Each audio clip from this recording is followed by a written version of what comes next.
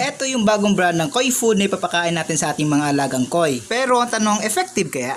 You never know unless you try. Kaya ngayon ito na yung ipapakain natin sa ating mga alagang koi. At kung makikita natin okay yung resulta, ito na yung gagawin nating maintenance na koi food para sa kanila. Hala, mukhang hindi pinansin ng iba.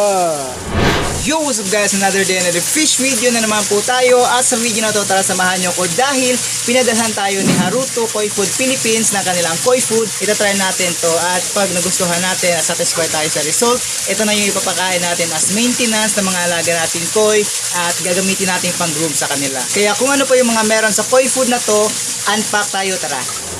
Ito yung Haruto Koi Food from Japan. Bagong brand ito na tutulong sa ating mga koi keeper na mapaganda at mapanatiling healthy yung mga alaga natin. Ito yung kanilang growth pellets. Contain a precise amount of growth enhancing ingredients to help your koi develop more rapid growth and traditional form. At nakakatulong ito to boost the immune system ng koi, maximize growth rate and develop beautiful body. Kaya maganda ito pag nag-groom ka ng koi dahil number 1 talaga yung body na tinitignan sa isang quality na koi. Nakakatulong din ito to reduce water contamination na isa sa kinukonsider natin pag pumipili tayo ng koi food. Kaya less worry tayo sa pagpapakain sa kanila. Pero syempre alagaan natin yung ating filtration system para mas maging effective palalo yung koi food na pinapakain natin sa kanila. Dahil if you take good care of the water will take good care of the fish. Kahit gaano pa kaganda yung koi food na pinapakain mo, kung di mo inaalagaan yung filtration system ng iyong pond na responsible upang magkaroon ng magandang water quality, ay asahan mong di rin magiging effective yung koi food na pinapakain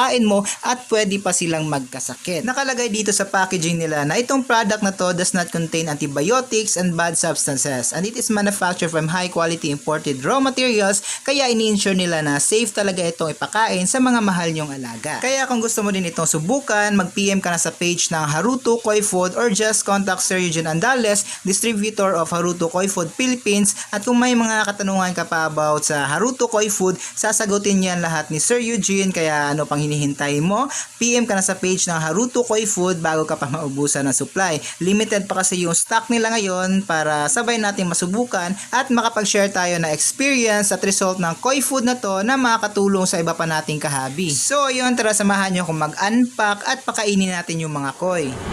So yun kahabi, buksan ko na muna to. 5 kilos yung laman nito, tapos medium size yung pellets. Ganda na packaging nila guys, safe na safe yung pellets. Buksan natin para makita natin yung koi food mismo.